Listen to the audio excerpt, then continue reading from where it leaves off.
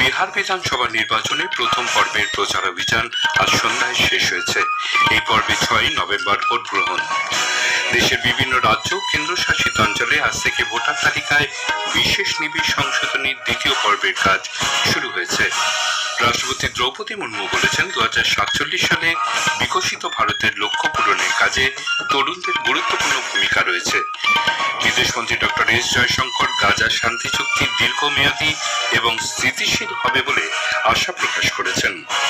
দেশজুড়ে আগামীকাল গুরু নানক জয়ন্তী পালিত হবে। রাষ্ট্রপতি এই উপলক্ষে দেশবাসীকে শুভেচ্ছা জানিয়েছেন। আসছি বিস্তারিত খবরে। বিহার বিধানসভা নির্বাচনে প্রথম পর্বের প্রচার অভিযান আজ সন্ধ্যায় শেষ হয়েছে। 18টি জেলার 121টি বিধানসভায় 6 নভেম্বর কড়া নিরাপত্তার মধ্যে দিয়ে এই পর্বে ভোট নেওয়া হবে। আজ শেষ দিনে ন্যাশনাল ডেমোক্রেটিক অ্যালায়েন্স এনডিএ, মহাজোট এবং অন্যান্য দলের তারকা প্রচারক এবং প্রবীণ নেতারা ভোটারদের নজর কাটতে সার্বিক চেষ্টা চালান। আজ প্রথম ধাপের বিধানসভা নির্বাচনের শেষ দিনে বিভিন্ন রাজনৈতিক দলের তারকা প্রচারকরা তাদের প্রার্থীদের জয় নিশ্চিত করার জন্য নির্বাচনী সমাবেশ, জনসভা এবং রোড শো করে পূর্ণ শক্তি প্রয়োগ করেন। বিজেপির জাতীয় সভাপতি জেপি নাড্ডা আজ ভোজপুর এবং গয়াতে নির্বাচনী সমাবেশে ভাষণ দেন। প্রতিরক্ষামন্ত্রী রাজনাথ সিং বৈশালী, পাটনা, সহরসা এবং মুঙ্গের জেলায় পৃথক জনসভায় ভাষণ দিয়েছেন। এদিকে কেন্দ্রীয় স্বরাষ্ট্রমন্ত্রী অমিত শাহ দারভাঙ্গা, পূর্ব চম্পারণ এবং পশ্চিম চম্পারণ জেলায় এনডিএ প্রার্থীদের সমর্থনে প্রচার চালান। মহাজোটের পক্ষ থেকে কংগ্রেসের প্রবীণ নেতারা গয়া এবং ঔরঙ্গাবাদে প্রচার চালান। মহাজোটের মুখ্যমন্ত্রী পদপ্রার্থী তেজস্বী প্রসাদ যাদব সমস্তিপুর, বেগুসরাই, সহরসা, দারভাঙ্গা, মুজফ্ফরপুর এবং বৈশালী জেলার বিভিন্ন বিধানসভা কেন্দ্রে ভাষণ দেন। বিজেপি বরিষ্ঠ নেতা এবং তথা প্রধানমন্ত্রী নরেন্দ্র মোদী বলেছেন, আসন্ন বিহার বিধানসভা নির্বাচনে এনডিএ জোটের জয়লাভের বিষয়ে তিনি আশাবাদী। মেরা বুথ সবসে মজবুত অনুষ্ঠানের অধীনে বিহারের মহিলা ভোটারদের সঙ্গে এক আলাপচারিতায় তিনি বলেন, বিহারের মানুষ গত 20 বছরে রেকর্ড ভেঙে এবারও এনডিএকে সরকারে আনতে প্রতিশ্রুতিবদ্ধ। বিহারকে কেবল এনডিএ জোট সরকারের উন্নত করতে পারে বলে প্রধানমন্ত্রী প্রত্যয় ব্যক্ত করেন। বিহারের মোকামায় আদর্শ আচরণ বিধি ভঙ্গের অভিযোগে জেডিইউ নেতা ও কেন্দ্রীয় মন্ত্রী রাজীব রঞ্জন তথা লালন সিং এর বিরুদ্ধে একটি এফআইআর দাখিল করা হয়েছে। পাটনার জেলা শাসক তথা নির্বাচনী রিটার্নিং আধিকারিক এক বিবৃতিতে বলেছেন, জেলা প্রশাসন ভিডিও ফুটেজ পরীক্ষা করে দেখার পর জানিয়েছে তা ভারতীয় ন্যায় সংহিতা ও জনপ্রতিনিধিত্ব আইন লঙ্ঘন করেছে। দেশের বিভিন্ন রাজ্য ও কেন্দ্রশাসিত অঞ্চলে আজ থেকে ভোটার তালিকায় বিশেষ নিবিড় সংশোধন কর্মসূচির দ্বিতীয় পর্বের কাজ শুরু হয়েছে। 9টি রাজ্য এবং 3টি কেন্দ্রশাসিত অঞ্চলে এই কাজ চলছে। প্রায় 51 কোটি ভোটার রয়েছেন এই 12টি রাজ্য ও কেন্দ্রশাসিত অঞ্চলে। আন্দামান ও নিকোবর দ্বীপপুঞ্জ, লক্ষদ্বীপ, ছত্তিশগড়, গোয়া, গুজরাট, কেরালা, মধ্যপ্রদেশ, পুদুচেরি, রাজস্থান, তামিলনাড়ু, উত্তরপ্রদেশ ও পশ্চিমবঙ্গে এই পর্বে ভোটার তালিকায় সংশোধনের কাজ চলবে। তামিলনাড়ু, পশ্চিমবঙ্গ, কেরালা ও পুদুচেরিতে আগামী বছর বিধানসভা নির্বাচন রয়েছে। সংশোধিত চূড়ান্ত ভোটার তালিকা প্রকাশিত হবে আগামী 7 ফেব্রুয়ারি। রাষ্ট্রপতি দ্রৌপদী মুর্মু বলেছেন, 2047 সালে বিকশিত ভারতের লক্ষ্য পূরণের কাজে তরুণদের গুরুত্বপূর্ণ ভূমিকা রয়েছে।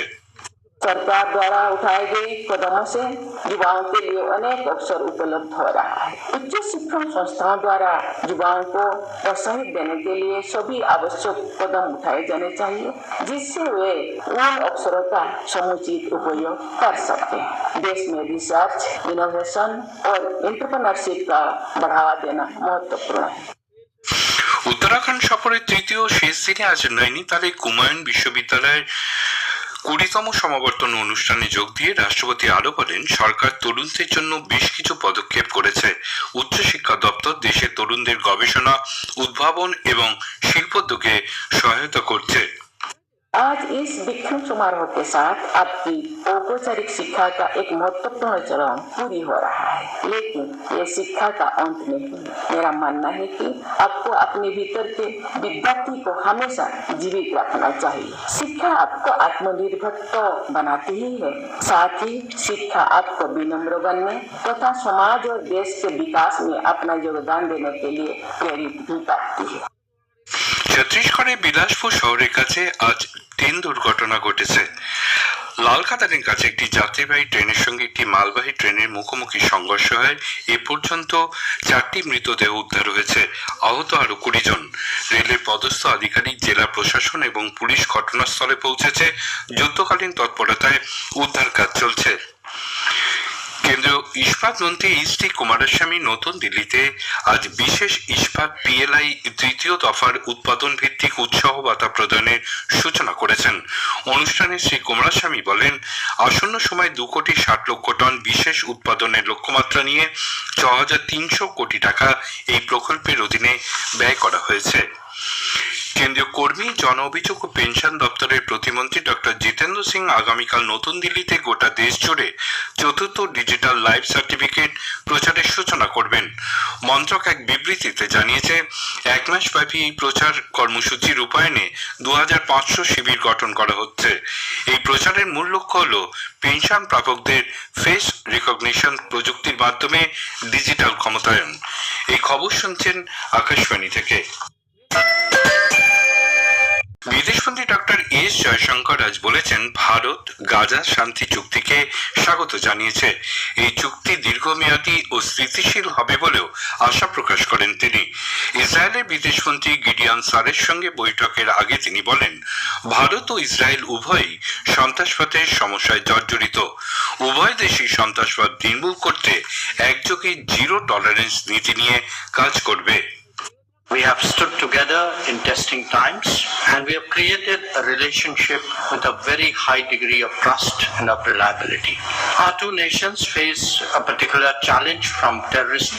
It is essential that we work towards ensuring a global approach of zero tolerance towards terrorism in all its forms and manifestations. ইসরায়েলের বিদেশমন্ত্রী ও আধিকারিক বৃন্দদের স্বাগত জানিয়ে ডক্টর জয়শঙ্কর বলেন, ভারত ও ইসরায়েলের মধ্যে কৌশলগত অংশীদারিত্ব অত্যন্ত দৃঢ় এবং বিশ্বাস ও ভরসার উপর এই সম্পর্ক প্রথিত। ভারত ব্রিটেন সম্পর্ককে আরো এগিয়ে নিয়ে যেতে লন্ডনে পৌঁছেছেন বিদেশ সচিব বিক্রম মিশ্রি।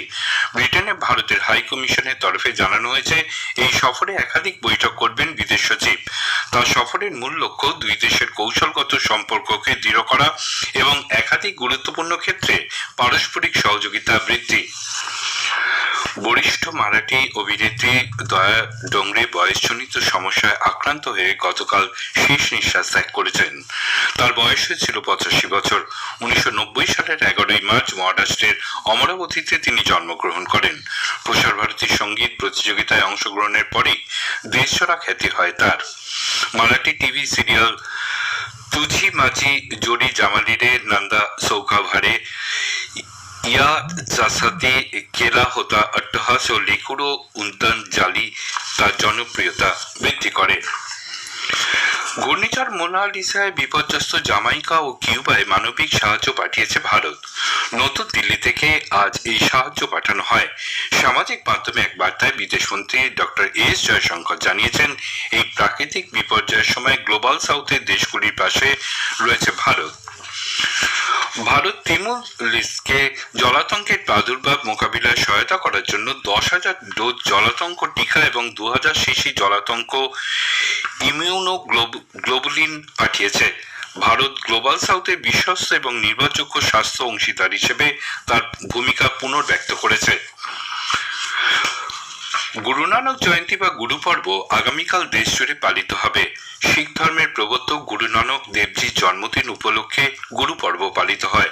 রাষ্ট্রপতি দ্রৌপদী মুর্মু গুরু নানক জয়ন্তী প্রাক্কালে দেশবাসীকে আজ শুভেচ্ছা জানিয়েছেন।